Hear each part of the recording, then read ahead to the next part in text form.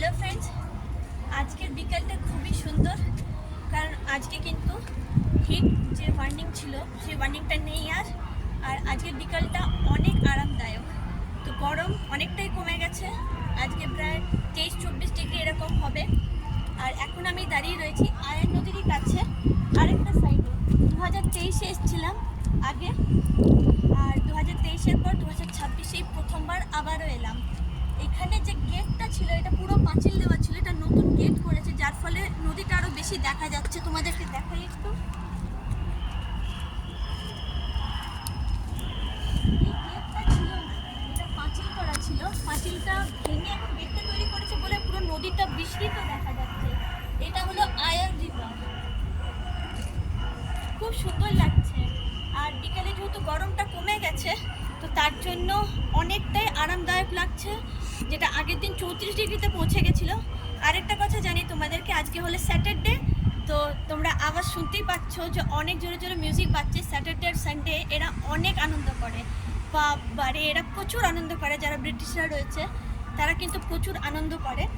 আর আমরা তো যেহেতু পছন্দ করি না এসব পাব বারে যাওয়া, তো আমাদের এটাই হলো যে আমরা বিকাল হলে বেরিয়ে পড়ি ঘুরতে। খুব সুন্দর জায়গা এই আয়ার নদীটা, আমার তো ভীষণ প্রিয়। আমি যখনই বিকাল হয় সময় পাই এই জায়গাটায় চলে আসি।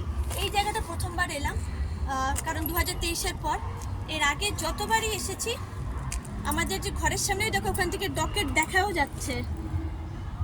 ওটা হচ্ছে সব থেকে ইজি ওয়ে, আমাদের ঘর থেকে প্রায় কত বলবো 5 মিনিট লাগে হাঁটা পথে, 3 থেকে 5 মিনিট।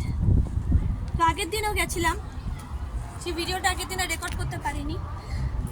আর ওই দিকটায় দেখো, ওখানে অনেকে কিন্তু বিকালের ইভিনিং এখানে ইভিনিং সবাই খাওয়া দাওয়া কমপ্লিট করে নেয়। আমরা যেমন ইভিনিংয়ে স্ন্যাক্স খাই, এরা কিন্তু ইভিনিংয়ে স্ন্যাক্স কিন্তু খায় না, এরা ডাইরেক্ট ডিনার করে নেয়। তো এটা ব্রিটিশদের অনেক ভালো একটা প্রথা বলবো, যেটা ওর প্রথম থেকে মেনে চলেছে। তো চলো দেখতে থাকো ভিডিওটা। আমি এখন একটু এনজয় করি এখানে দাঁড়িয়ে।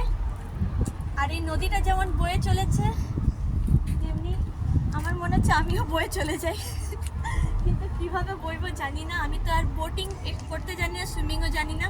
তো চলো দেখা হচ্ছে নেক্সট ব্লগে। আর মিনি ব্লগগুলো কেমন লাগছে অতি অবশ্যই কমেন্ট সেকশনে জানিও। বাই।